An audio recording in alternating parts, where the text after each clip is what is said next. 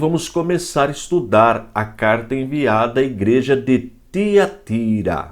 Mas antes de eu entrar na aula de hoje, se você ainda não é inscrito no nosso canal, faça a sua inscrição e dá um toque no sininho. Assim, sempre quando eu disponibilizo o vídeo, você já é avisado. Aproveite, dá um joinha aí, um likezinho para incentivar o professor. Faça seu comentário, todos os comentários são respondidos. E nos ajude na divulgação do nosso ministério, que tem como objetivo primordial o ensino da poderosa palavra de Deus. Agora, chega de moleza, vamos trabalhar. Apocalipse, capítulo 2, versículo 18.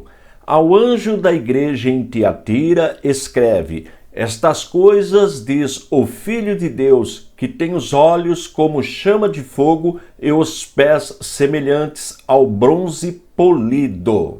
Como eu faço em todas as aulas, nós vamos estudar parte por parte do versículo e sempre eu vou destacando na cor amarela a parte estudada.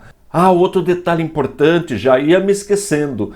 Todos os slides que eu apresento nas aulas, eles estão disponíveis no nosso site, no www.icp.com.br. Querendo, você pode baixar lá no nosso site e utilizar como material didático para o seu aprendizado. Garanto que vai ajudar bastante. Vamos para a primeira partinha. Ao anjo.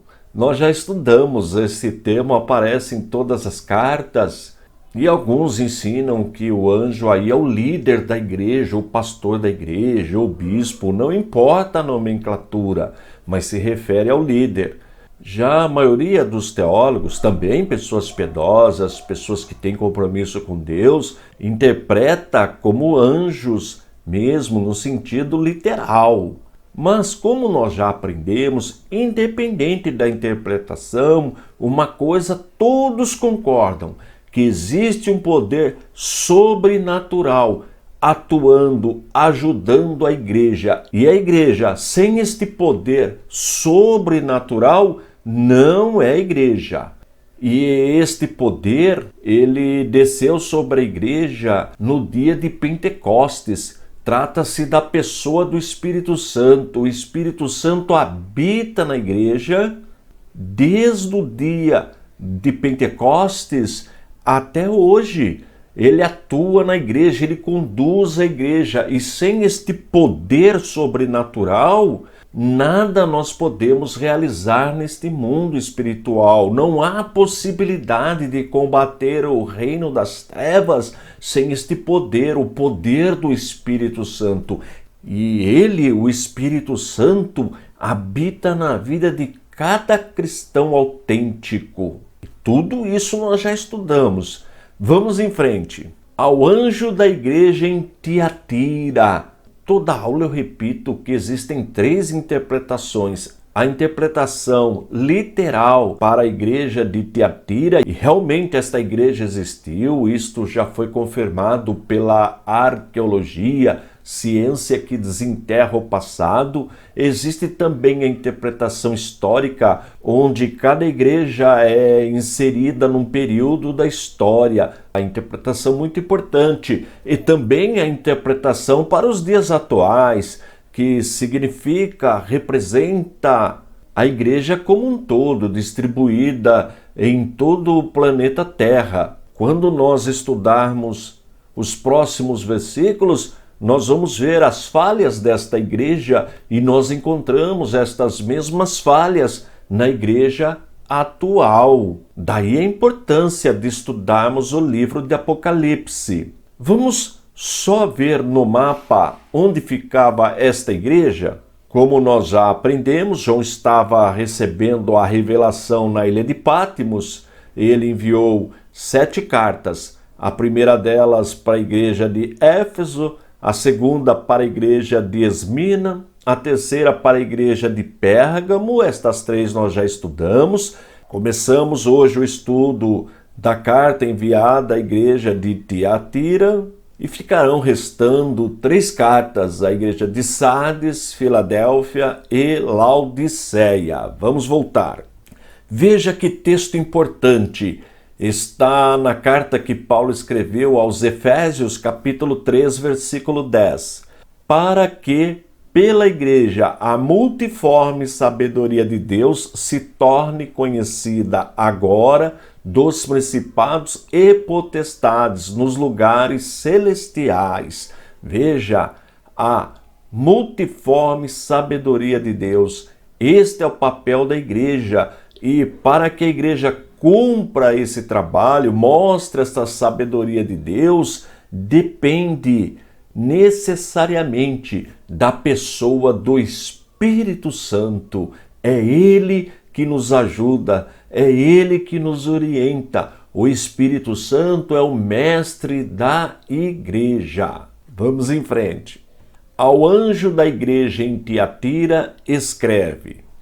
Importante notar que esta mensagem, ela não é selada, ela é revelada, ela não é secreta, é uma mensagem aberta e deve ser preservada. Quando nós registramos, nós preservamos aquele documento. Isto é muito importante. E registrada e propagada, anunciada. O livro de Apocalipse, como nós também já aprendemos, é um livro atual e deve ser lido na igreja. Infelizmente, não são todos os líderes religiosos que apresentam estudos sobre o Apocalipse para a igreja, mas deveria. É um livro atual, importante, e são ensinamentos preciosos para a igreja da atualidade. Vamos em frente. Ao anjo da igreja em Tiatira escreve: estas coisas diz o Filho de Deus. Nós já estudamos também que Deus só tem um Filho, Jesus Cristo, nosso Senhor. Ele é o unigênito do Pai, conforme está registrado em João capítulo 3, versículo 16.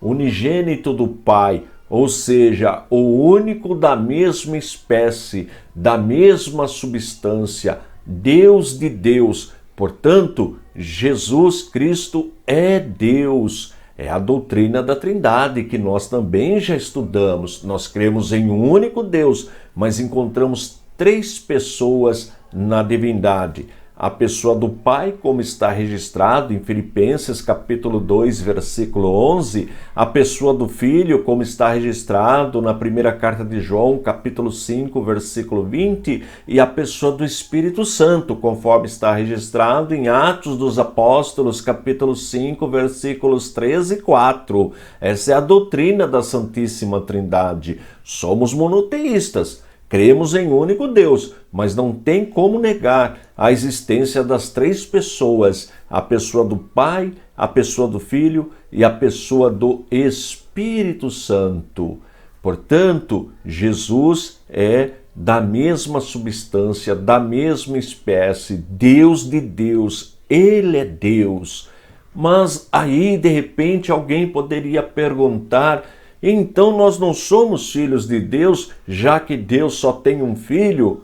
Somos filhos de Deus, mas somos por adoção. Nós fomos adotados quando o Espírito Santo nos convenceu do pecado, do juízo de Deus, quando nós aceitamos o plano da salvação, ou seja, reconhecemos que somos pecadores e aceitamos Jesus Cristo como o nosso único e suficiente Salvador, como o Cordeiro de Deus que tira o pecado do mundo, então nós automaticamente nos tornamos filhos de Deus. Mas veja, entenda, nós somos criaturas, somos seres criados por Deus e nos tornamos filhos de Deus por adoção, que é diferente de Jesus. Jesus não foi criado, ele sempre existiu, porque ele é Deus.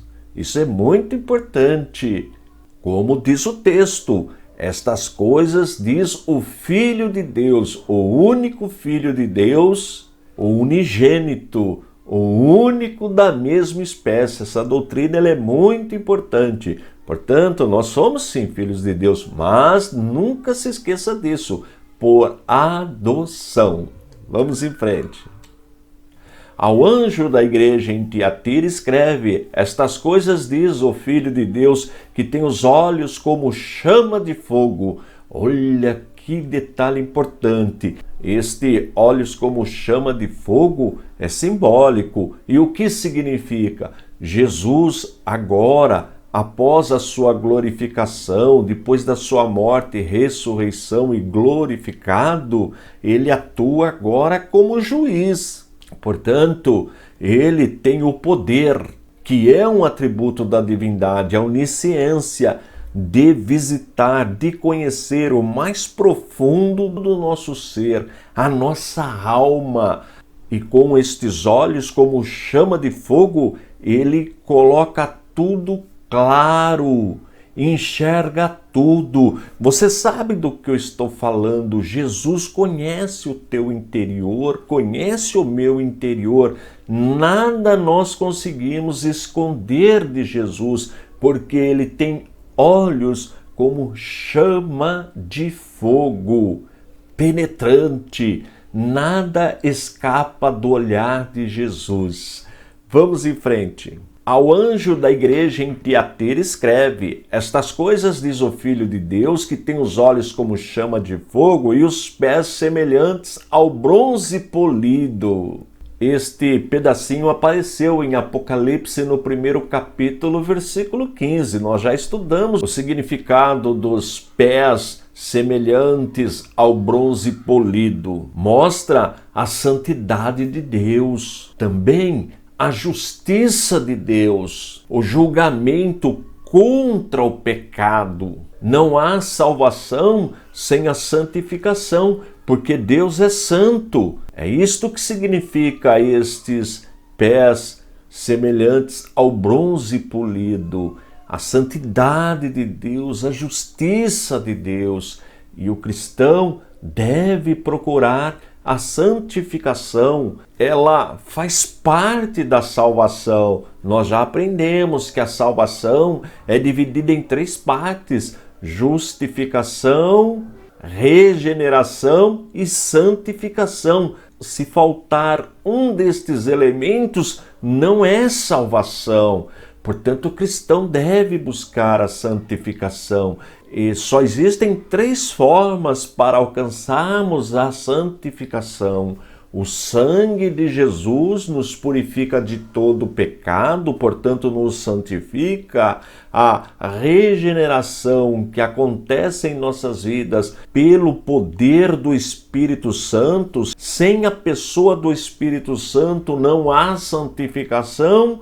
E a palavra de Deus,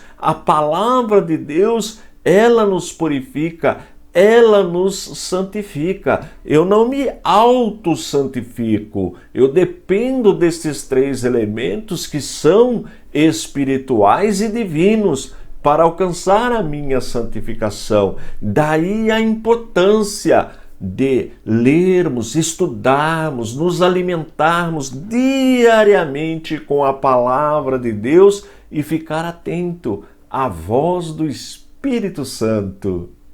Vamos ver um texto para concluir a aula de hoje? Romanos capítulo 6, versículo 22. Agora, porém, libertados do pecado, transformados em servos de Deus, tendes o vosso fruto para a santificação e, por fim, a vida eterna. Olha que palavra poderosa! Apocalipse capítulo 2, versículo 19. Conheço as tuas obras, o teu amor, a tua fé, o teu serviço, a tua perseverança e as tuas últimas obras, mais numerosas do que as primeiras. Estas palavras foram ditas por Jesus. Vamos para a primeira partinha. Conheço as tuas obras. A expressão conheço as tuas obras ou sei das tuas obras, esta expressão aparece nas 7 cartas. E nós já estudamos 3 cartas. A carta enviada à igreja de Éfeso, a carta enviada à igreja de Esmina, a carta enviada à igreja de Pérgamo e agora estamos estudando a carta enviada à igreja de Tiatira. E a expressão conheço as tuas obras ou sei das tuas obras significa labor, paciência da igreja. Embora enfrentando terríveis lutas, a igreja continuava o seu labor, o seu trabalho, o seu serviço. Significa para nós hoje que precisamos ter paciência, enfrentar o mal com amor, enfrentar as lutas diárias. Todo cristão passa por lutas diárias. E independente da circunstância, o crente precisa desenvolver o trabalho que nos foi dado. Vamos em frente. Conheço as tuas obras, o teu amor. A Bíblia é um livro que fala muito do amor, o amor de Deus, conforme verificamos em João capítulo 3, versículo 16, texto muito conhecido da igreja. Vamos revê-lo? João 3, versículo 16, porque Deus amou ao mundo de tal maneira que deu o seu Filho unigênito, para que todo o que nele crê não pereça, mas tenha vida eterna. Olha que amor infinito de Deus. Este mundo está falando de nós, das pessoas, dos seres humanos. Portanto, Deus nos ama a tal ponto de dar o seu único filho, o unigênito, o único da mesma espécie, para que possamos escapar da morte eterna, nos livrarmos da morte eterna e viver eternamente junto com Deus. Encontramos também o amor de Cristo. Vamos ver um texto? Segunda carta escrita aos Coríntios, capítulo 5, versículo 14. Pois o amor de Cristo nos constrange, julgando nós isto. Um morreu por todos, logo todos morreram.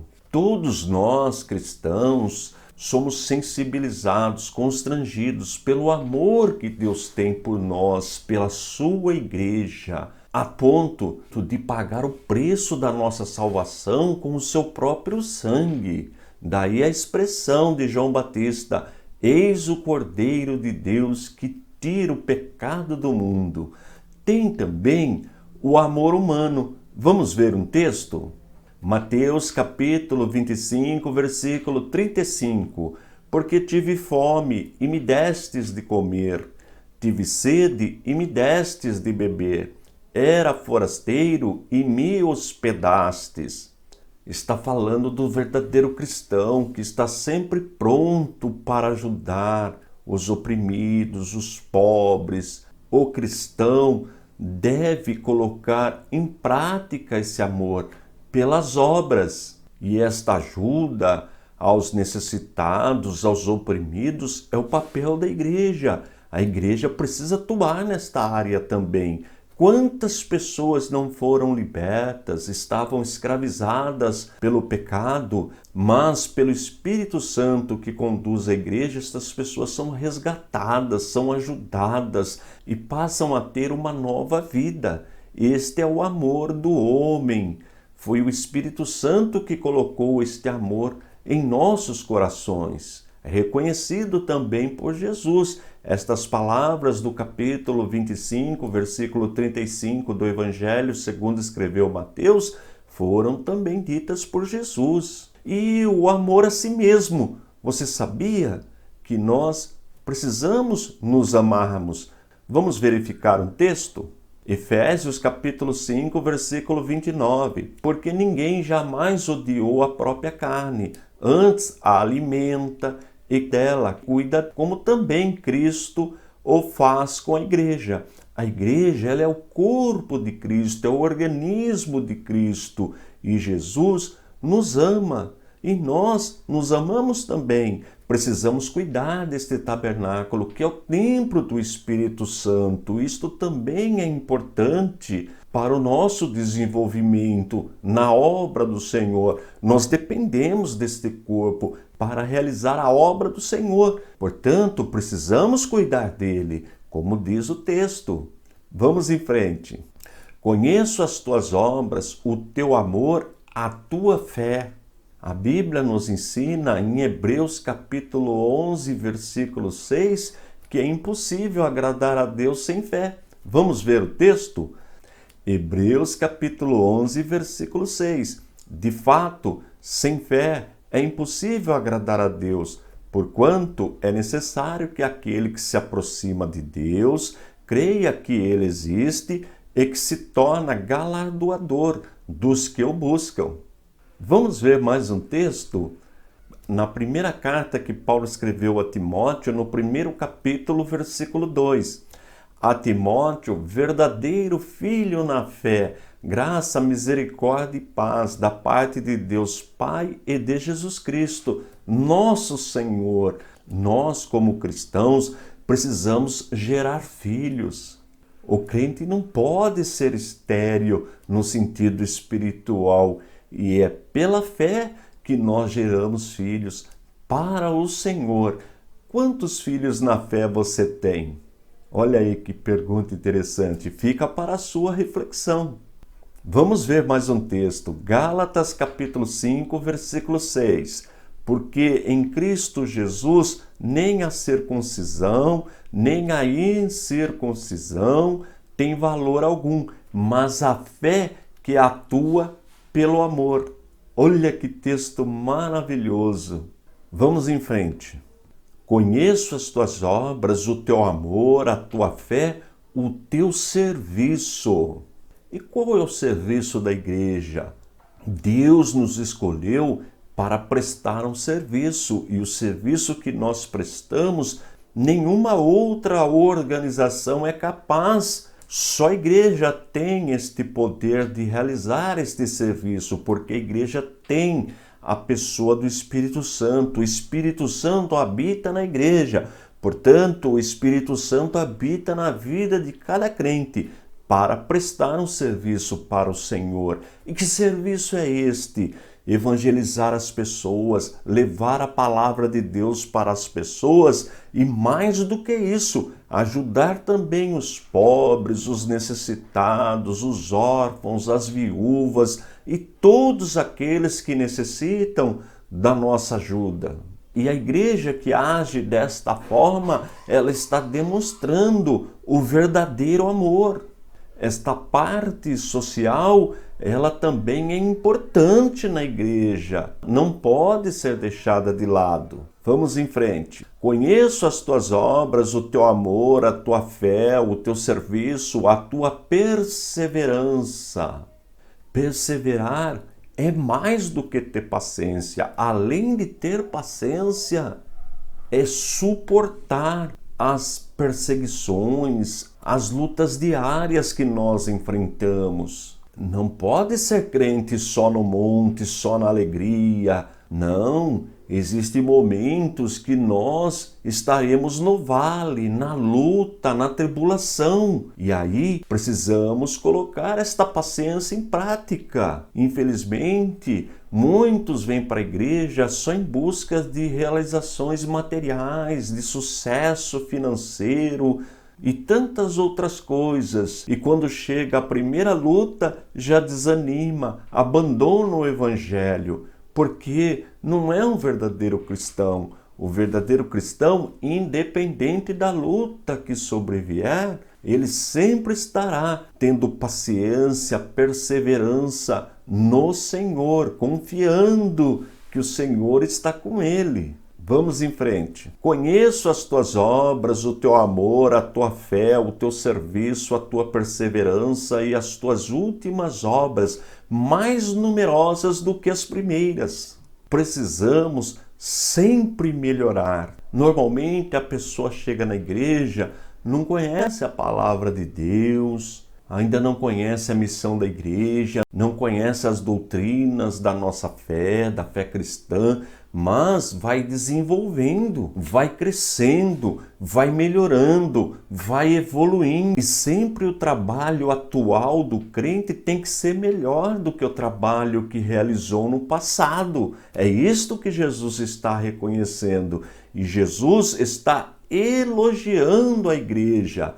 Nós sabemos que todo ser humano tem virtudes e defeitos. E por que virtudes? Porque nós somos feitos à imagem e semelhança de Deus. Logo, nós temos uma faísca de Deus em nossas vidas, mas em função do pecado vieram os nossos defeitos. Perdemos a perfeição, mas continuamos ainda tendo virtudes, embora temos defeitos. Nós encontramos na igreja pessoas de todas as esferas, de todas as camadas da sociedade. Nós encontramos na igreja políticos com virtudes, que desenvolvem trabalhos excepcionais.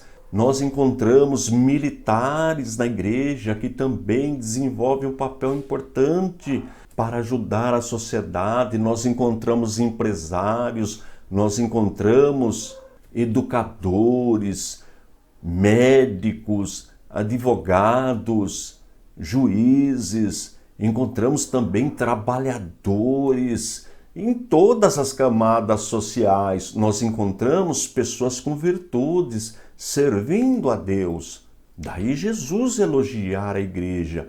Infelizmente, eu tenho visto, principalmente na internet, obreiros só criticando a igreja, falando mal da noiva de Cristo. Não, não pode ser assim. Nós encontramos denominações, sejam elas históricas, pentecostais ou neopentecostais, denominações realizando um grande trabalho social, buscando pessoas aprisionadas pelo diabo, livrando pessoas das drogas, dos vícios, da prostituição, em todas as esferas. A igreja atuando, trabalhando.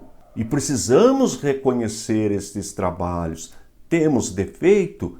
Temos, é verdade. E sobre estes defeitos, Jesus também nos orienta, fala sobre eles. Mas repare que sempre Jesus faz primeiro um elogio.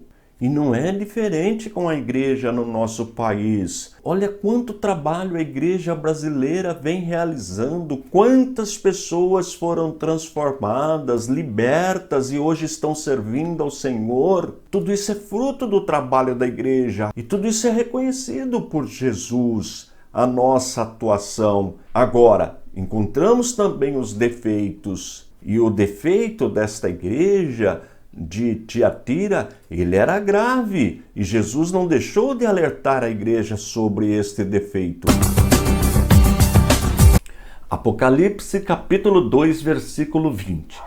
Tenho, porém, contra ti o tolerares que essa mulher, Jezabel, que a si mesma se declara profetisa, não somente ensine, mas ainda seduza os meus servos a praticarem a prostituição e a comerem coisas sacrificadas aos ídolos. Agora vamos para o primeiro pedacinho do versículo. Tenho, porém, contra ti. Nós vimos no versículo anterior, na aula passada, Jesus elogiando a igreja, mas agora ele passa a advertir a igreja, a chamar a atenção. Aprendemos também que Jesus agora atua como juiz. Vamos ver dois textos bíblicos? Segunda carta que Paulo escreveu aos Coríntios, capítulo 5, versículo 10. Porque importa que todos nós compareçamos perante o tribunal de Cristo, para que cada um receba segundo o bem ou o mal que tiver feito por meio do corpo. Observou que Jesus está atuando como juiz da igreja? Vamos ver mais um texto? Atos capítulo 17, versículo 31. porquanto estabeleceu um dia em que há de julgar o mundo com justiça, por meio de um varão que destinou e acreditou diante de todos, ressuscitando-o dentre os mortos. Portanto, Jesus vai julgar a igreja, julgar os salvos, mas também vai julgar os infiéis, aqueles que não têm compromisso com Deus. Olha que importante este assunto. Vamos em frente. Tenho, porém, contra ti o tolerares que essa mulher Jezabel. Quando nós estudamos história dos hebreus, história bíblica, nós vemos que Jezabel era filha do rei de Sidom, um rei idólatra, e ela se casou com Acabe, que era rei do Reino do Norte, Reino de Israel. E ela trouxe para o Reino do Norte, Reino de Israel, a idolatria e a imoralidade. Aí começa a decadência total do Reino do Norte até deixar de existir. Ela perseguia os homens de Deus, os profetas do Senhor. É na época do profeta Elias. Segundo o relato bíblico, em Israel, neste período, tinha mais de 400 profetas de Baal e outras divindades também. Olha que ponto chegou o Reino do Norte. Realmente Jezabel desafiava a autoridade espiritual do povo de Deus, dos homens de Deus. Portanto, seu plano era promover a idolatria em Israel, levar o povo de Deus a servir a outros deuses. Ocorre nesse período uma verdadeira mistura entre o profano e o sagrado. Esta foi Jezabel. Agora observe a sequência do texto. Tenho, porém, contra ti o tolerares que essa mulher Jezabel, que a si mesma se declara profetiza. Neste contexto, Jezabel representa a imitação satânica dos dons proféticos. E com essa imitação tinha autoridade na igreja. E qual era o objetivo? Destruir a igreja. Daí a alerta de Jesus. E como nós já aprendemos sobre o livro de Apocalipse, existe a interpretação preterista. E nesta interpretação nós verificamos que a igreja de Tiatira realmente existiu. E naquela região existia muita idolatria. E segundo o relato bíblico, alguns líderes estavam permitindo esses ensinos da idolatria na igreja. Daí a advertência de Jesus. E no que consistiam esses ensinos? Na época, a igreja era perseguida pelo Império Romano, tinha o culto ao imperador. E alguns líderes estavam ensinando que não tinha problema algum se misturar, participar daqueles cultos idólatras. E também encontramos, pelo menos nos 150 primeiros anos do cristianismo, o gnosticismo, que ensinava que a carne, a matéria é má, portanto, poderia fazer qualquer coisa com a carne, se prostituir à vontade, que não havia problema algum. Este era o ensino do gnosticismo. Agora veja a sequência do texto.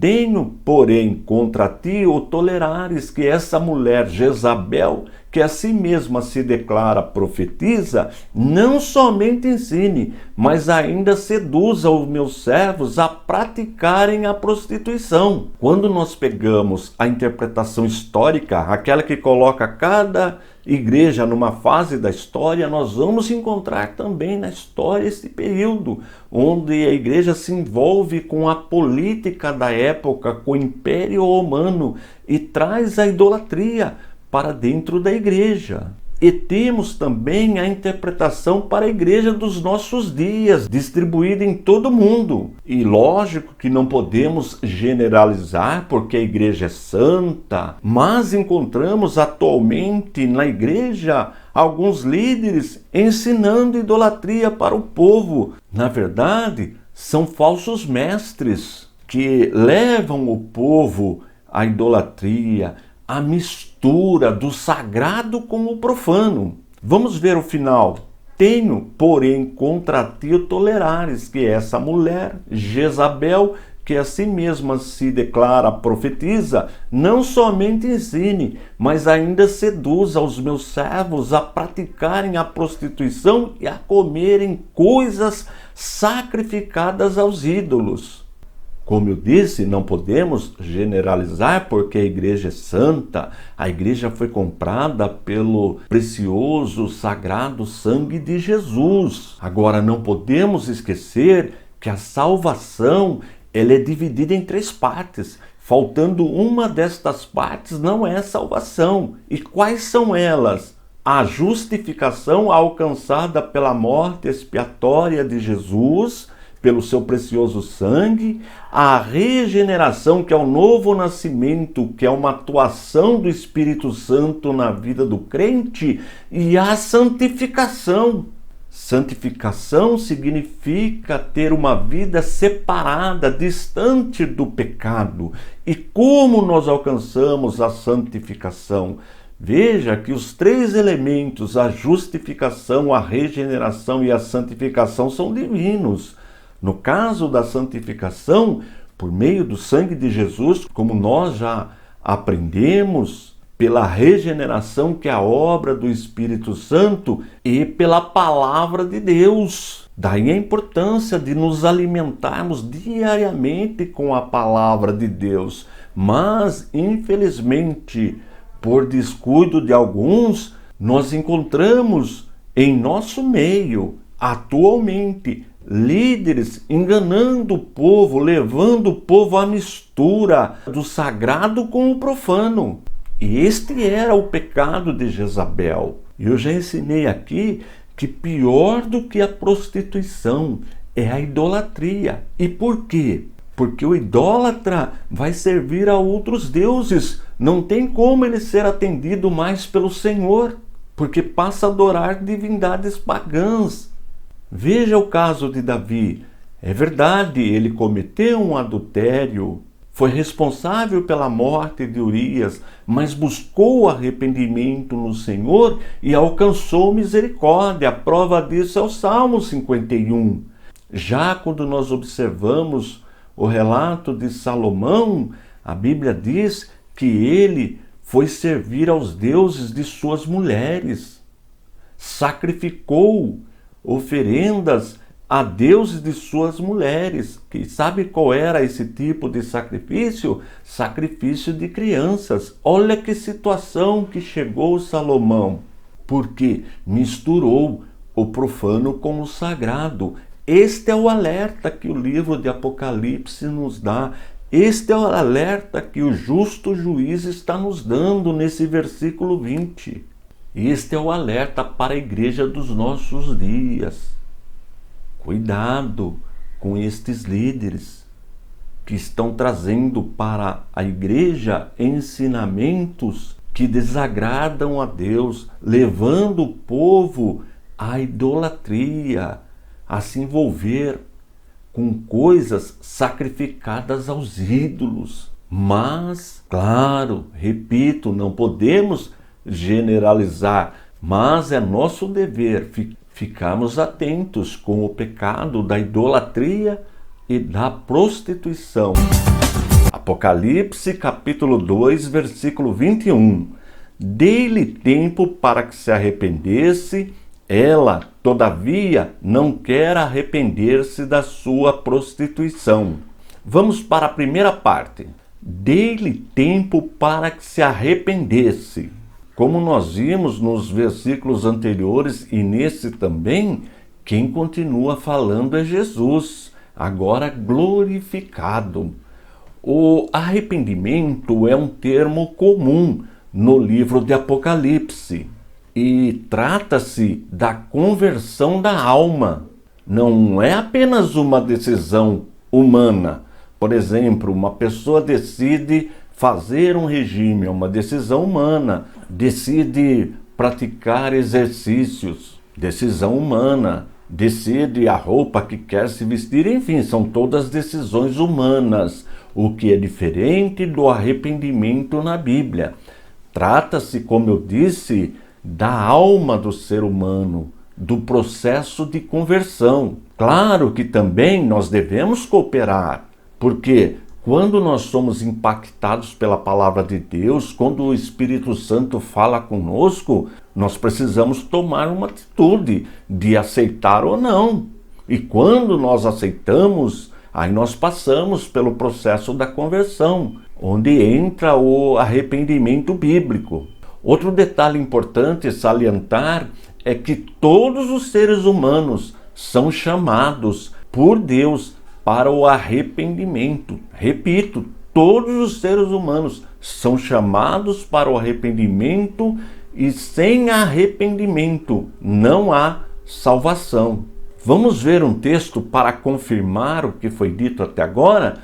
Segunda carta que Pedro escreveu, capítulo 3, versículo 9. Não retarda o Senhor a sua promessa, como alguns a julgam demorada. Pelo contrário, ele é longânimo para convosco, não querendo que nenhum pereça, senão que todos cheguem ao arrependimento. Para que uma pessoa não pereça, para que o ser humano não seja condenado eternamente a ficar distante de Deus, há necessidade do arrependimento. Sem arrependimento, como nós vimos, não há salvação. Percebeu? Todos precisamos passar por esse arrependimento, que é uma transformação total, uma transformação moral também. Um outro detalhe que nós vimos neste versículo é que o julgamento de Deus não é imediato. Vamos ver um texto? Lamentações de Jeremias, capítulo 3, versículo 22. As misericórdias do Senhor são a causa de não sermos consumidos, porque as suas misericórdias não têm fim. De repente alguém pode achar que Deus está demorando para condenar os ímpios, para condenar os pecadores, acha que Deus deveria ser mais rápido. Não. Deus age sempre com misericórdia. A demora do julgamento é porque Deus é misericordioso, a sua misericórdia não tem fim. Sempre há tempo para arrepender-se, e é isto que Deus espera de nós. E veja que nesse texto de Apocalipse, Jesus está falando especificamente com a igreja. E vale para a igreja daquela época, vale também para aquela interpretação histórica da igreja e para a igreja dos nossos dias. O livro de Apocalipse é um livro atual. Aqueles que estão na igreja e muitas vezes até na posição de liderança e não estão ensinando a genuína palavra de Deus, precisam desse arrependimento. É o que estava acontecendo na igreja de Tiatira e é a advertência para a igreja dos nossos dias. Infelizmente, nós encontramos hoje líderes no nosso meio que não estão mais comprometidos com a palavra de Deus, se envolvendo com coisas que não é competência da igreja. Foi chamado para o ministério, para ensinar a palavra, para pregar a palavra, mas estão usando esse ministério como trampolim para alcançar coisas do mundo. Muitas vezes até como trampolim político. Precisa tomar muito cuidado. Claro, eu sempre digo, não podemos generalizar, mas precisamos prestar atenção no recado, na orientação que Jesus está dando para a igreja. Vamos em frente? Dê-lhe tempo para que se arrependesse, ela, todavia, não quer arrepender-se da sua prostituição. Ela quem não quer arrepender-se? Como nós vimos na aula anterior, são os discípulos de Jezabel. Jezabel, como nós aprendemos, foi esposa do rei Acabe. Ela era filha do rei de Sidom, um rei pagão, servia aos outros deuses, e ela trouxe a idolatria para dentro de Israel. E ali a decadência foi total. Como nós vimos também na aula anterior, a igreja dos nossos dias precisa ficar atenta para não se envolver com a idolatria. E esta idolatria é deixar Deus em segundo plano, começar a se preocupar mais com as coisas deste mundo do que com as coisas espirituais, celestiais. A igreja foi chamada para cumprir um papel aqui na terra que só ela pode realizar. Não existe nenhuma outra organização que pode realizar o papel da igreja aqui na terra, que é de ensinar a palavra de Deus, que é levar o evangelho para as pessoas.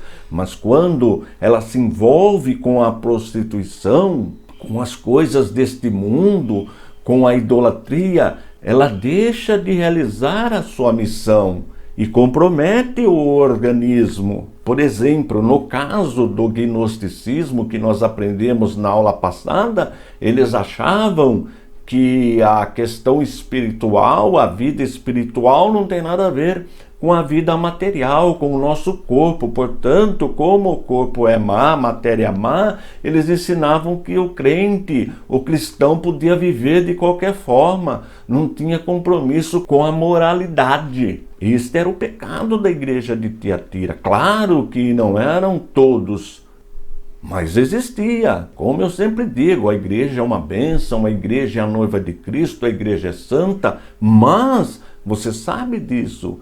Existem no nosso meio líderes que estão levando o povo à idolatria, que não estão mais levando o povo à santificação, que estão levando o povo à prostituição, à idolatria, às coisas mundanas, que não ensinam mais a santificação para o povo. E nós já aprendemos que sem santificação também não há salvação, porque a salvação é dividida em 3 partes. A justificação que foi efetuada na cruz do Calvário por Jesus Cristo, vertendo o seu precioso sangue. A regeneração, que é a obra do Espírito Santo, é o processo do novo nascimento, a conversão e a santificação. E só existem 3 formas de nos santificarmos. Quem nos santifica? O sangue de Jesus, o Espírito Santo e a palavra de Deus. Olha esse texto. Primeira carta que Paulo escreveu aos Tessalonicenses, capítulo 5, versículo 23. O mesmo Deus da paz vos santifique em tudo, e o vosso espírito, alma e corpo sejam conservados íntegros e irrepreensíveis na vinda de nosso Senhor Jesus Cristo. Percebeu? O nosso comportamento também precisa ser de cristão. Precisamos cuidar também do nosso corpo, até porque o nosso corpo é templo do Espírito Santo. Observe o que o evangelista João escreveu no capítulo 17, versículo 17. Santifica-os na verdade, a tua palavra é a verdade. A palavra de Deus nos santifica.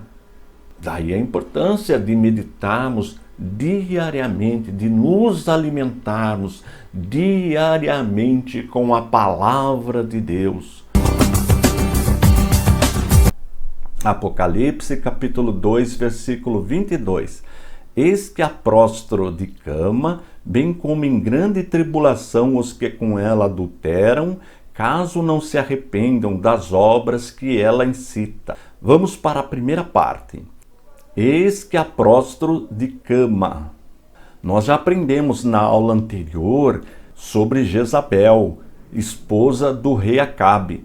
Ela era filha do rei de Sidom, um rei pagão, um rei idólatra. E ela trouxe para o reino do norte, reino de Israel, o culto a Baal, a idolatria.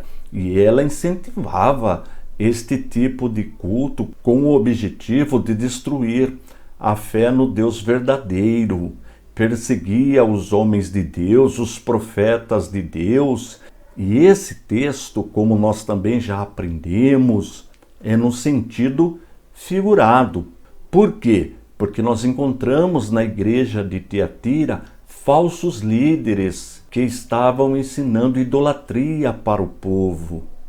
Estes líderes não tinham compromisso com a verdade. E aprendemos também que a igreja precisa levar o povo à santificação, porque a santificação faz parte da salvação. A salvação, como nós já vimos, ela é dividida em 3 partes. Justificação, que foi efetuada na cruz do Calvário com a morte de Jesus Cristo, daí ele ser o Cordeiro de Deus que tira o pecado do mundo. A regeneração, que é a obra do Espírito Santo em nossas vidas, e a santificação. Se faltar qualquer um destes 3 elementos, não existe salvação. E existem 3 meios para conseguirmos a santificação: o sangue de Jesus, que nos purifica de todo pecado, a regeneração, que é a obra do Espírito Santo em nossas vidas, e a palavra de Deus. A palavra de Deus nos santifica. Daí a importância de todo cristão ler, estudar, se alimentar da palavra de Deus. E estes líderes não estavam fazendo isso. Havia uma mistura na igreja de Tiatira. Por quê? Existia uma heresia ensinada pelos gnósticos. Este grupo dizia que a matéria é má, portanto, o crente poderia viver de qualquer forma. Incentivavam até a prostituição. Diziam que isto em nada afetava a salvação. Daí o próprio Jesus alertar a igreja. E quando nós estudamos as Escrituras, nós vemos que Deus pode sim colocar uma enfermidade em um falso líder, enfermidade física até. Claro que o texto também fala da enfermidade espiritual. As pessoas que ensinam heresias estão doentes, estão enfermas espiritualmente falando. Mas repito, Deus pode também colocar sim na cama, colocar uma doença em quem ensina heresia. Portanto, o próprio Deus pode colocar nestas pessoas, num leito de cama, angústia, doença, para que se arrependam. Veja, os falsos líderes, aqueles que ensinam heresias na igreja, sofrem punição de Deus. E a pior enfermidade é a enfermidade espiritual, que pode levar a pessoa à morte eterna, a ficar eternamente distante de Deus, a ser lançada no inferno com o diabo e seus anjos. Vamos ver um texto? Primeira carta que Paulo escreveu aos Coríntios, capítulo 11, versículos 30 e 31. Eis a razão porque há entre vós muitos fracos e doentes, e não poucos que dormem. Porque se nós julgássemos a nós mesmos, não seríamos julgados.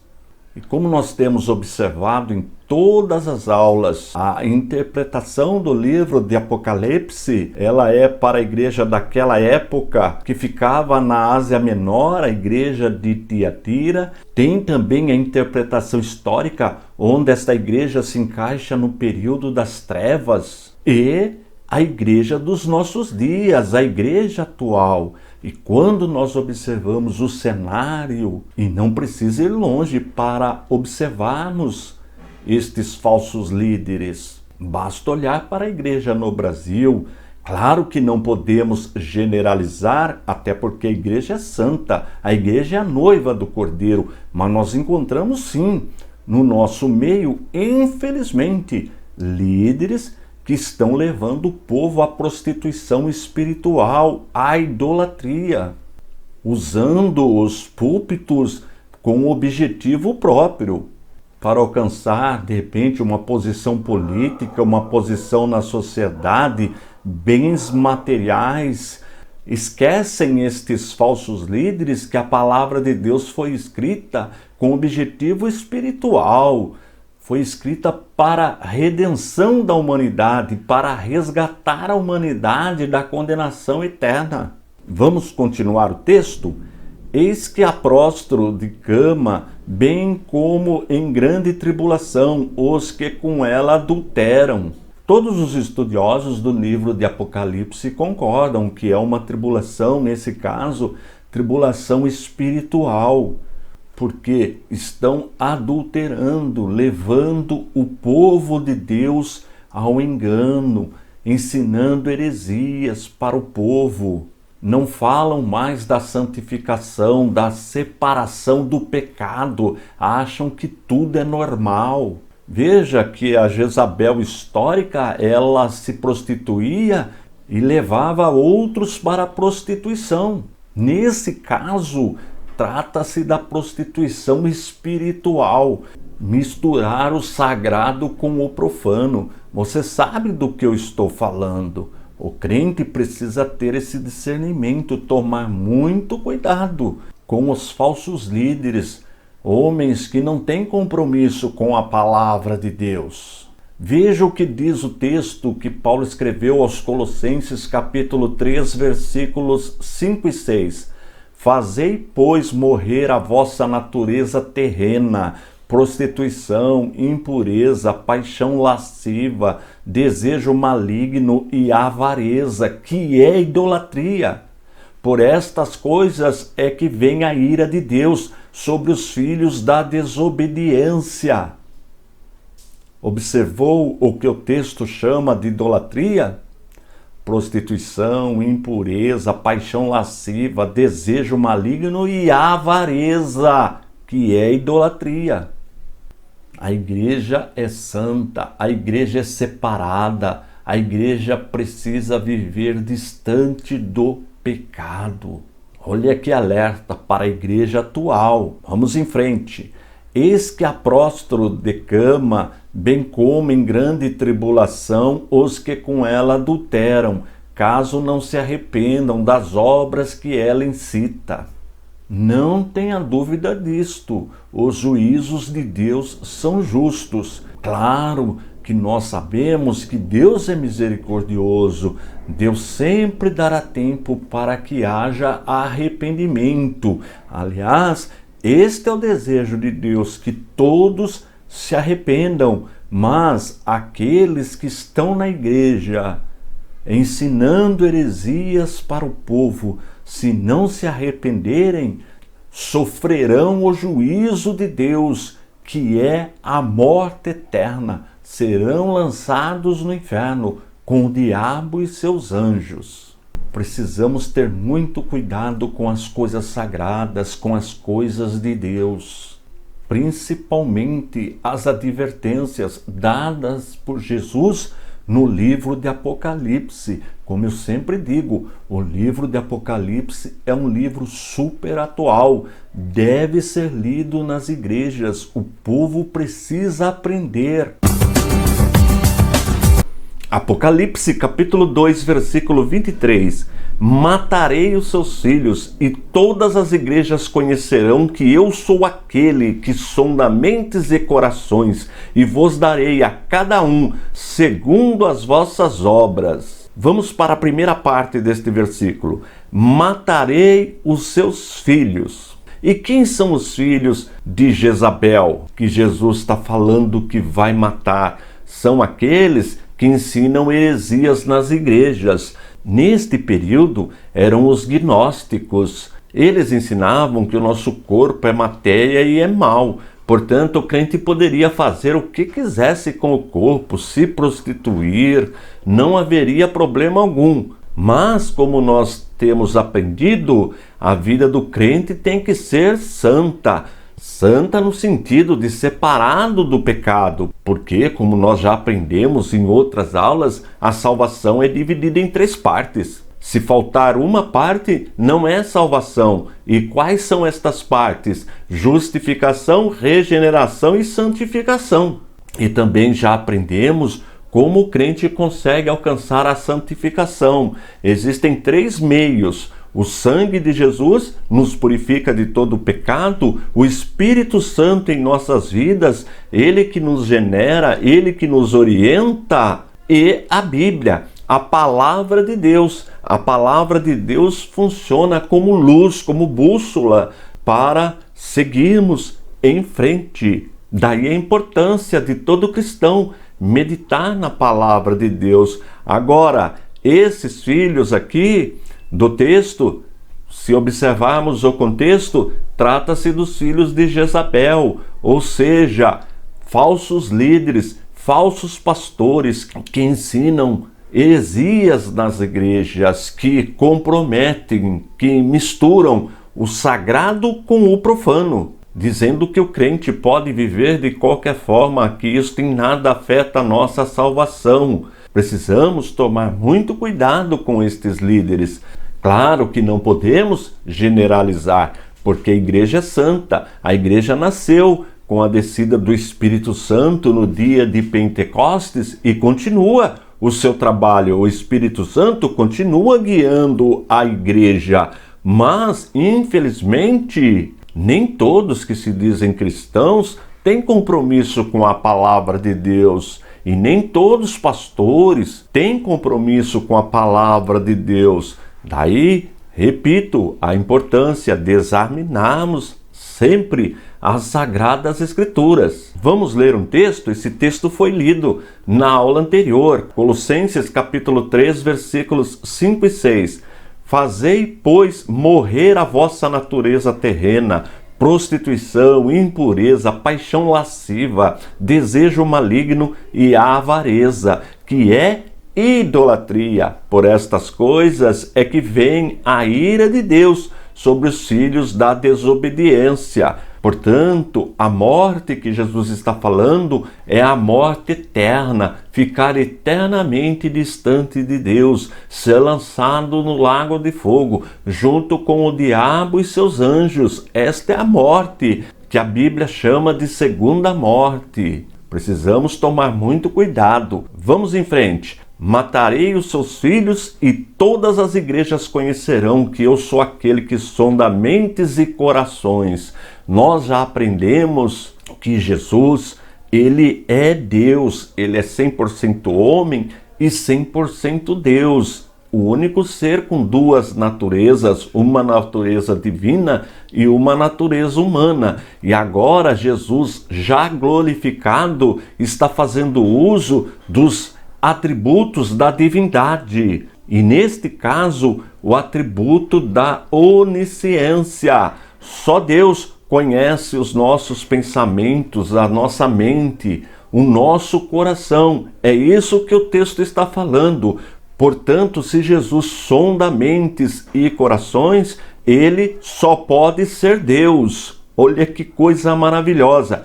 Nós já vimos em textos anteriores, no Apocalipse, que Jesus é todo-poderoso. Nós já vimos que Jesus é onipresente. E também, neste versículo, mostra a sua onisciência. Esta é a doutrina da Trindade. Qual é a definição da doutrina da Trindade? Que nós cremos em um único Deus, mas encontramos em Deus, na divindade, três pessoas distintas: a pessoa do Pai, a pessoa do Filho e a pessoa do Espírito Santo. O Pai é onisciente, conhece a nossa mente. Jesus é onisciente, conhece a nossa mente. O Espírito Santo também é onisciente, conhece a nossa mente. Mas só existe um onisciente, porque onisciência é atributo da divindade. Olha que versículo importante. Vamos em frente. Matarei os seus filhos e todas as igrejas conhecerão que eu sou aquele que sonda mentes e corações e vos darei a cada um segundo as vossas obras. Olha que importante este final. Nós cristãos recebemos a salvação de graça, 100% de graça. A salvação não é pelas obras, como nós também já aprendemos, para que ninguém se glorie, mas é dom de Deus, é graça de Deus, é presente de Deus. E aquilo que nós realizarmos enquanto servos do Senhor, também teremos recompensa um dia. Vamos ver um texto, Romanos capítulo 2, versículos do 6 ao 8.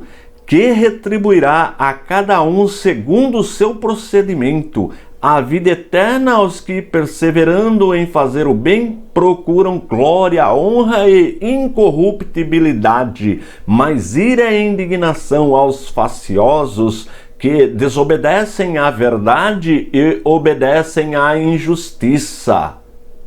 Deus é justo e a justiça de Deus é perfeita e não falha.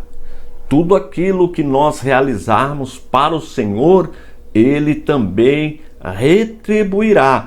Primeiro com a salvação eterna e depois também teremos retribuições pelo trabalho que nós realizamos para o Senhor. Mas aqueles que não têm compromisso com Deus, que enganam o povo, que ensinam heresia, que misturam o sagrado com o profano, esses receberão a condenação eterna, ficarão eternamente distantes de Deus. A Bíblia diz que serão lançados no lago de fogo, junto com o diabo e os seus anjos, e lá ficarão eternamente. Mas graças a Deus que nos alcançou pela sua palavra, pelo poder do Espírito Santo, e nós entendemos hoje com clareza o plano da salvação. Nós aceitamos esse plano, nós aceitamos Jesus em nossas vidas e hoje trabalhamos na obra do Senhor. Como escreveu o apóstolo Paulo aos Coríntios em sua primeira epístola, capítulo 15, versículo 58, sabendo que o nosso trabalho não é vão no Senhor. Portanto, vamos permanecer firmes na palavra. Apocalipse capítulo 2, versículo 24. Digo, todavia, a vós outros, os demais de Tiatira, a tantos quantos não têm essa doutrina e que não conheceram, como eles dizem, as coisas profundas de Satanás, outra carga não jogarei sobre vós. Vamos para a primeira parte. Digo, todavia, a vós outros, os demais de Tiatira. Como nós já aprendemos, a igreja é santa. A igreja, ela foi comprada pelo sangue de Jesus. E a igreja tem o Espírito Santo. Ele desceu para habitar na igreja no dia de Pentecostes e continua habitando na igreja. Ou seja, o Espírito Santo habita na vida de cada crente. Ele é o mestre da igreja. Portanto, a igreja é santa, ela vive separada do pecado. Por isso que quando nós falamos dos falsos profetas, dos falsos pastores, pastoras, falsos líderes, nunca podemos generalizar.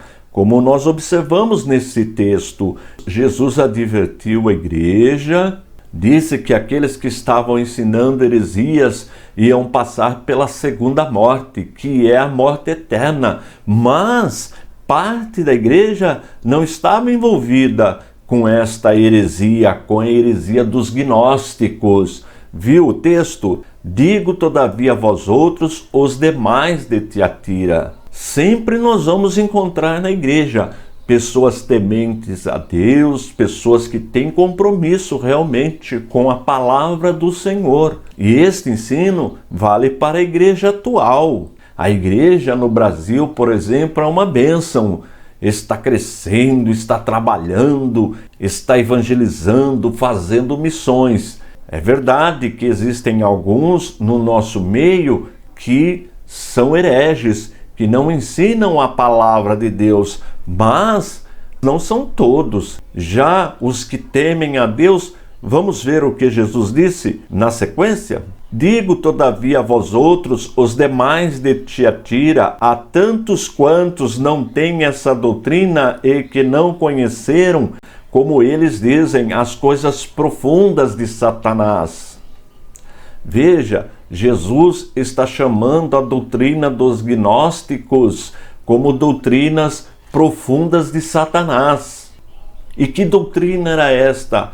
A doutrina que levava o povo à prostituição, à idolatria, a não ter compromisso com a santificação. Este grupo ensinava que a pessoa poderia viver de qualquer maneira, se prostituir à vontade, que isso em nada afetaria a vida espiritual. E veja, Jesus está chamando de coisas profundas de Satanás quem ensina esse tipo de doutrina. Estão trabalhando, estão a serviço de Satanás. Por isso que temos que ter muito cuidado.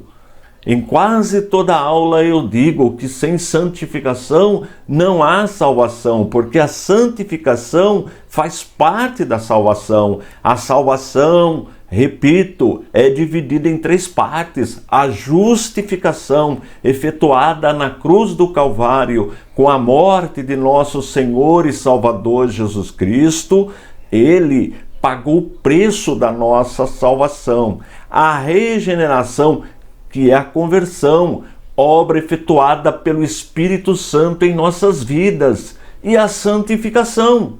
Veja que a santificação também é um processo divino em nossas vidas, e a santificação é efetuada de 3 formas: pelo sangue de Jesus, que nos purifica de todo pecado, pelo Espírito Santo, que vai nos orientando, vai nos transformando, e pela palavra de Deus. A palavra de Deus também nos santifica. Daí a importância de todo dia o cristão ler, observar, estudar a palavra de Deus. Mas na igreja de Tiatira e na igreja atual não é diferente. Existem líderes que não levam o povo para o ensino da palavra.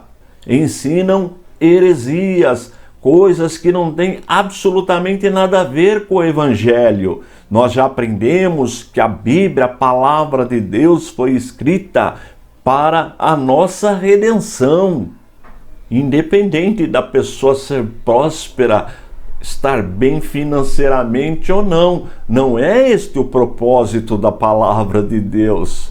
A palavra de Deus trata da nossa alma, do nosso espírito. E quando nós nos alimentamos com a palavra de Deus, ela vai nos transformando, e aí sim nós começamos a viver uma vida diferente, uma vida distante do pecado. Começamos a transmitir a luz de Cristo por meio do nosso corpo, do nosso testemunho, contrário daquilo que estavam ensinando estes falsos pastores, falsos líderes, que o texto chama de coisas profundas de Satanás. Vamos concluir o versículo.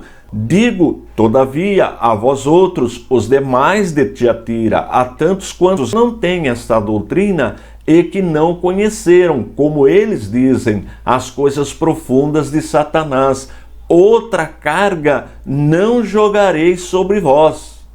O que Jesus está dizendo? Que nós, claro, temos aflições, passamos por lutas, dificuldades, mas tudo dentro daquilo que nós podemos suportar.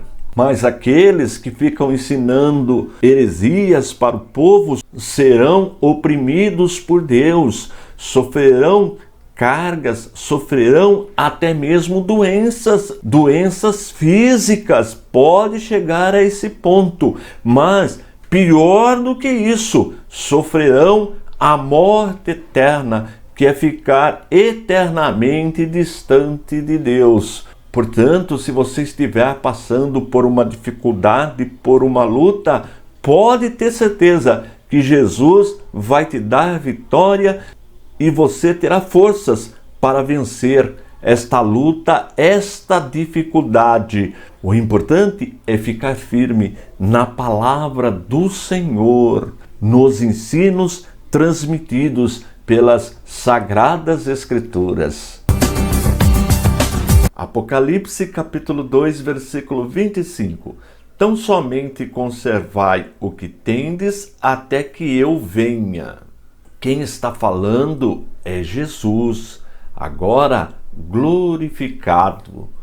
E Jesus está falando com a parte da igreja que continua obedecendo seus ensinos, obedecendo a palavra. Porque, infelizmente, como nós já vimos em versículos anteriores, uma parte da igreja estava fora da presença do Senhor, estava seguindo as doutrinas dos nicolaítas, estava seguindo as doutrinas de Jezabel.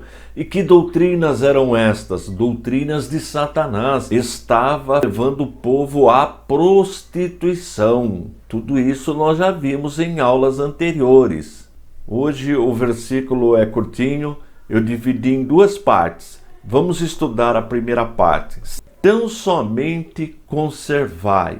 A igreja deveria permanecer obedecendo o que foi dito pelo Espírito Santo e pelos apóstolos no primeiro concílio, concílio de Jerusalém. E o que foi decidido neste concílio, nesta reunião envolvendo toda a liderança da igreja, mais ou menos no ano 50, depois do nascimento de Jesus?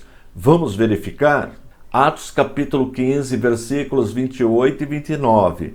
Pois pareceu bem ao Espírito Santo e a nós não vos impor maior encargo além destas coisas essenciais, que vos abstenhais das coisas sacrificadas a ídolos, bem como do sangue, da carne de animais sufocados e das relações sexuais ilícitas.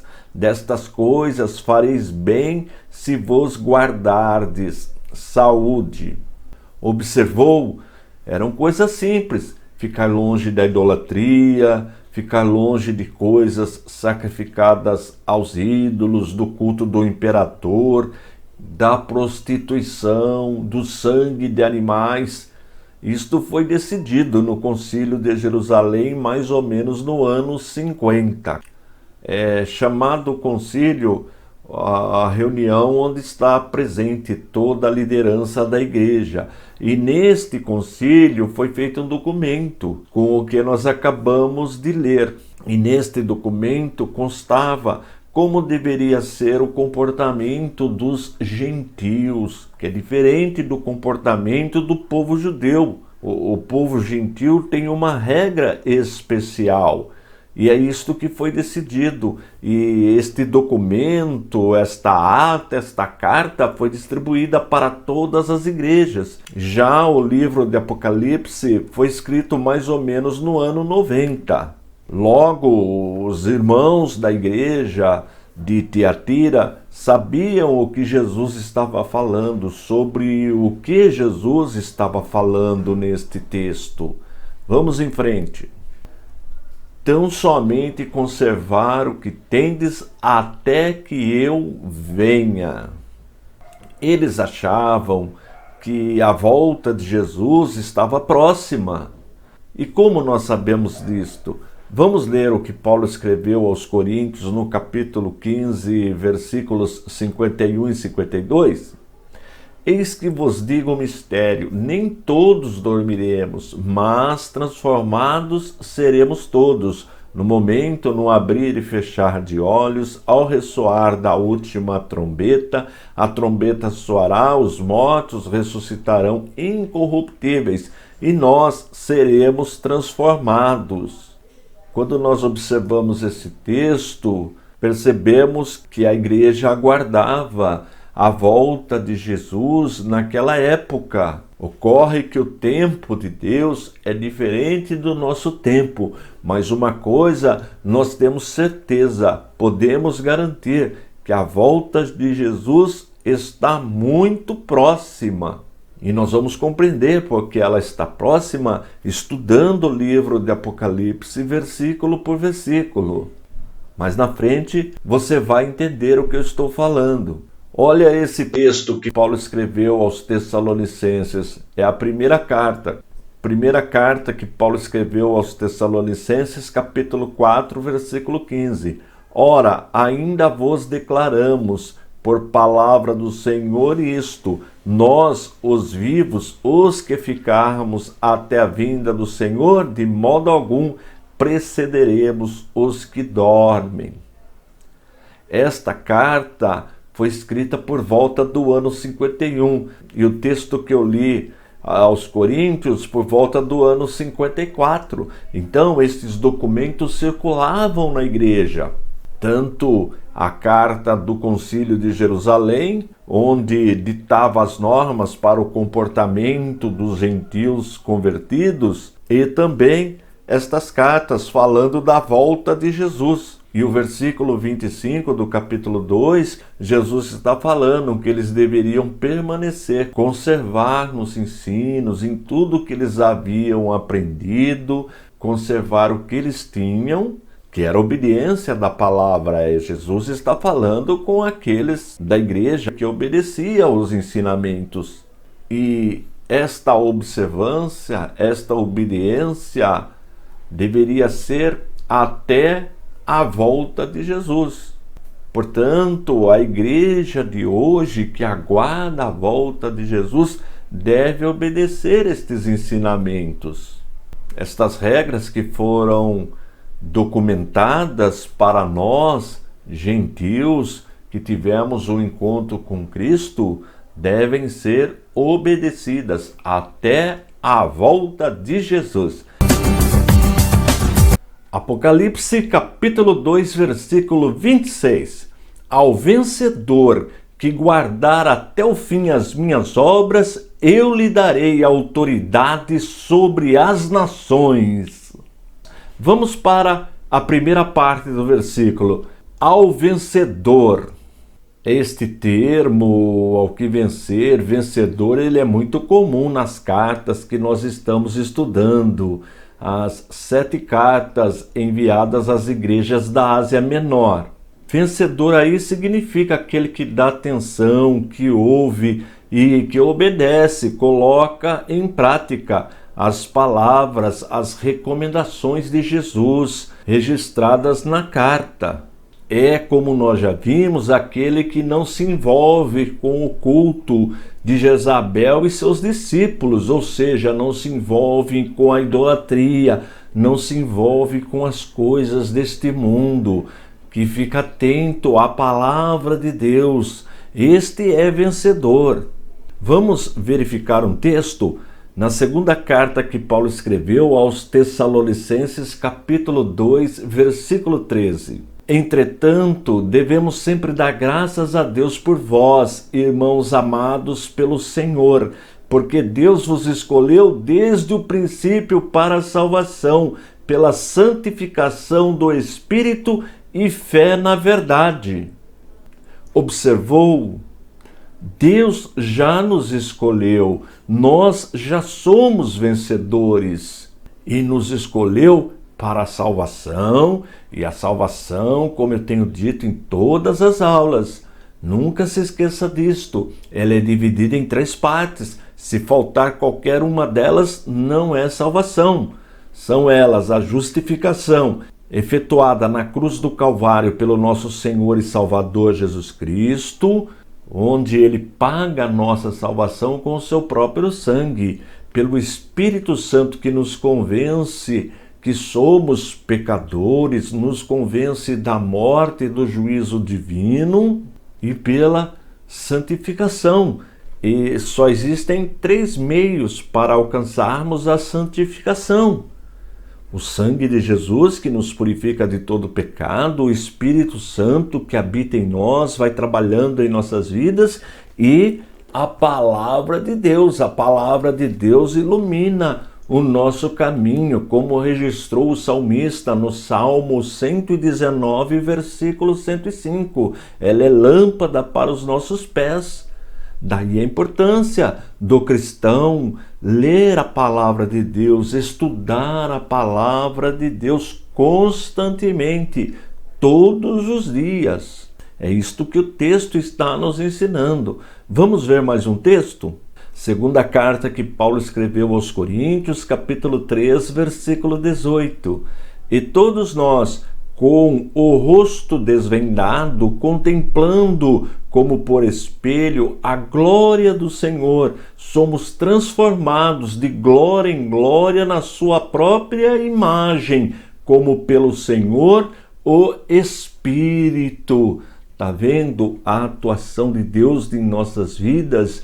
Para vencer, nós dependemos do Espírito Santo, nós dependemos de Deus. Não há como vencer sem o auxílio, sem o poder do Espírito Santo.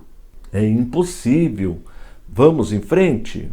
Ao vencedor que guardar até o fim as minhas obras. Nesta parte nós encontramos a definição de vencedor. É aquele que permanece até o fim, aquele que cresce espiritualmente. Quando a pessoa tem um encontro com Cristo, quando passa pelo processo da conversão, a partir dali começa a crescer na palavra, crescer no aprendizado do Evangelho, e cada dia precisa crescer um pouquinho. O vencedor, ele cresce continuamente na palavra de Deus. É aquele que ama, aquele que trabalha, aquele que coopera na obra do Senhor, aquele que está envolvido com as coisas do Senhor. Este é o vencedor. É aquele que combate as heresias, aquele que não aceita a prostituição na igreja, aquele que não se conforma vendo estas coisas erradas entrando na igreja. Este é o vencedor que o texto está falando. Vamos em frente. Ao que vencer, que guardar até o fim as minhas obras, eu lhe darei autoridade sobre as nações. Olha que promessa maravilhosa Jesus está fazendo para os vencedores. Ter autoridade sobre as nações. E isto vai se cumprir no milênio. No milênio, a igreja irá governar com Cristo. Olha que maravilhoso será o milênio. Trabalharmos lado a lado com Jesus. Sobre o milênio, como ele se dará, nós vamos aprender. Só que não é hoje não, mais na frente, no estudo de Apocalipse, versículo por versículo, nós vamos aprender mais sobre este período de 1000 anos, este período escatológico que ainda irá acontecer após o arrebatamento da igreja. Tudo isso nós vamos aprender estudando Apocalipse, versículo por versículo. Apocalipse, capítulo 2, versículo 27. E com cetro de ferro as regerá e as reduzirá a pedaços como se fossem objetos de barro. Uma coisa importante é que esse texto do capítulo 2, versículo 27, ele é citado em Apocalipse 12:5. Vamos ver o texto? Eu deixei na cor amarela a parte que é citada no versículo que nós acabamos de ler. Apocalipse, capítulo 12, versículo 5. Nasceu-lhe, pois, um filho varão, que há de reger todas as nações com cetro de ferro, e o seu filho foi arrebatado para Deus até o seu trono. Está falando de Jesus. Veja também Apocalipse, capítulo 19, versículo 15. Sai da sua boca uma espada afiada, para com ela ferir as nações, e ele mesmo as regerá com cetro de ferro e, pessoalmente, pisa o lagar do vinho do furor da ira do Deus Todo-Poderoso. Percebeu? O texto aparece em mais duas citações no livro de Apocalipse, e é uma referência ao livro de Salmos. Número 2, versículo 9. Vamos observar? Com vara de ferro as regerás e as despedaçarás como um vaso de oleiro. Este salmo, Salmo 2, ele é um salmo messiânico. E a citação que nós lemos nos 3 versículos corresponde a este salmo. Veja como a Bíblia ela é interligada. Isto tudo faz parte do contexto bíblico, que é uma ferramenta da hermenêutica. Hermenêutica é a matéria que nos ensina a interpretar textos. Tem aí também no meu canal esta matéria. Vamos em frente. Primeira partinha, e com cetro de ferro as regerá. Quem vai reger? Jesus. E o que é cetro? Cetro pode ser interpretado como uma vara utilizada pelos pastores, pelo cajado utilizado pelos pastores para apacentar, ou também como um bastão utilizado pelos reis. Logo, podemos concluir que no milênio Jesus atuará como rei e como pastor, pastoreando a sua igreja e reinando sobre todos os povos, e a igreja estará reinando com Cristo no milênio. Tudo isso nós vamos aprender com detalhe quando chegarmos no estudo do milênio, dentro do próprio livro de Apocalipse. Reger significa reinar, governar, exercer autoridade sobre os povos. Também pode ser traduzido como guiar, conduzir, orientar. E isto acontecerá após o arrebatamento da igreja. Será o maior acontecimento da história. Jesus retornará para governar junto com a sua igreja. E a igreja agora também com o corpo glorificado. Olha que maravilhoso será este dia. Vamos ver a segunda parte do versículo?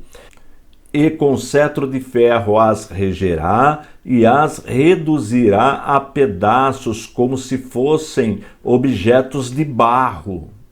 Com o retorno de Cristo com a sua igreja, os governos maus serão despedaçados como o ferro batendo num barro, num vaso de barro. É isto que significa este texto. E após este mal eliminado, surgirá um novo mundo, um mundo purificado. Este é o início do milênio. E a igreja estará junto com Jesus, governando os povos. Vamos ver mais um texto. Este está na primeira carta que Paulo escreveu aos Coríntios, capítulo 15, versículos de 24 a 28. E então virá o fim, quando ele entregar o reino ao Deus e Pai, quando houver destruído todo o principado, bem como toda potestade e poder, porque convém que ele reine até que haja posto todos os inimigos debaixo dos pés. O último inimigo a ser destruído é a morte, porque todas as coisas sujeitou debaixo dos pés. E quando diz que todas as coisas lhe estão sujeitas, certamente exclui aquele que tudo lhe subordinou. Quando, porém, todas as coisas lhe estiverem sujeitas, então o próprio Filho também se sujeitará àquele que todas as coisas lhe sujeitou, para que Deus seja tudo em todos. Que texto maravilhoso, que revelação que Paulo teve do Espírito Santo. Na aula anterior nós já aprendemos um pouquinho sobre o milênio. Nesta aula, mais um pouquinho, e nós vamos avançar. E com mais 2 versículos nós vamos concluir a carta enviada à igreja de Tiatira. Apocalipse capítulo 2, versículos 28 e 29. Assim como também eu recebi de meu Pai, dar-lhe-ei ainda a estrela da manhã. Quem tem ouvidos, ouça o que o Espírito diz às igrejas. Vamos para a primeira parte. Assim como também eu recebi de meu Pai. Estudiosos da palavra de Deus, pessoas piedosas, pessoas que realmente têm compromisso com as Sagradas Escrituras, acham que esta parte do versículo deveria pertencer ao versículo anterior, o versículo 26. E se você observar, realmente faz sentido. Lembrando que essa divisão de capítulos e versículos, elas foram feitas bem depois que a Bíblia foi escrita. Quando nós pegamos os manuscritos, não tem esta divisão. Outro detalhe importante é que este texto depõe contra os unicistas, aqueles que não aceitam três pessoas na divindade, que não aceitam a doutrina da Trindade. Porque é Jesus que está falando nesse texto, e ele diz assim: como também eu recebi de meu Pai, então o Pai não pode ser ele mesmo, não teria sentido. Jesus está falando com ele mesmo, ele ser Pai e Filho ao mesmo tempo. Não existe, não tem lógica. Qualquer pessoa, independente de conhecer a teologia, quando lê esse texto, vê que trata-se de duas pessoas. Vamos em frente. Assim como também eu recebi de meu Pai, dar-lhe-ei ainda a estrela da manhã. Bem, este estrela da manhã, existem várias interpretações e até contraditórias. Eu vou citar algumas delas. Por exemplo, tem um grupo que interpreta que essa estrela da manhã seria Satanás. Portanto, Jesus está falando que nos daria poder sobre o reino das trevas. De fato, a igreja tem este poder. Jesus delegou esta autoridade a seus discípulos. E este grupo, para defender a sua interpretação, cita Isaías capítulo 14, versículo 12. Vamos ver o texto? Como caíste do céu, ó estrela da manhã, filho da alva, como foste lançado por terra, tu que debilitavas as nações. Percebeu que eu destaquei a estrela da manhã? Então, este grupo considera que essa estrela da manhã aí é Satanás. E citam também Lucas capítulo 10, versículo 18. Olha o texto, Jesus falando: mas ele lhes disse: eu via Satanás caindo do céu como um relâmpago. Percebeu?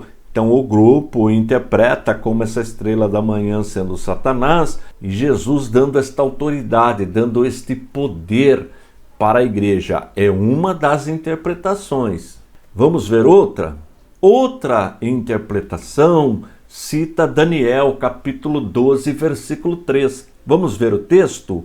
Os que forem sábios, pois, resplandecerão como o fulgor do firmamento, e os que a muitos conduzirem à justiça, como as estrelas, sempre e eternamente. Está vendo que eu destaquei as estrelas? Este grupo faz relação entre esse versículo de Daniel, capítulo 12, versículo 3, com o texto de Apocalipse que acabamos de ler, capítulo 2, versículo 28. E este grupo ainda cita Mateus, capítulo 13, versículo 43. E é Jesus falando, diz assim o texto: então os justos resplandecerão como o sol no reino de seu Pai. Quem tem ouvidos para ouvir, ouça. Percebeu aí? Resplandecerão como sol, no anterior estrelas. Este grupo diz que esta estrela, a igreja irá no milênio funcionar, atuar como luz para o mundo, como guia. Vamos ver outra interpretação? Mateus capítulo 2, versículo 2. E perguntaram: onde está o recém-nascido, o rei dos judeus? Porque vimos a sua estrela no oriente e viemos para adorá-lo. Está vendo que eu grifei aí a sua estrela? Este grupo fala que estrela tem este poder de guiar, de conduzir. E é este o poder que Jesus entrega para a sua igreja. O grupo faz esta relação. Interessante também essa interpretação. Agora veja esta interpretação, está no próprio livro de Apocalipse, capítulo 22, versículo 16, e é Jesus falando também. Eu, Jesus, enviei o meu anjo para vos testificar estas coisas às igrejas. Eu sou a raiz e a geração de Davi, a brilhante estrela da manhã. Percebeu? O próprio Jesus está falando que é a estrela da manhã. Significa o quê para este grupo? Que nós vamos participar da mesma glória que Jesus tem. Olha que interpretação maravilhosa.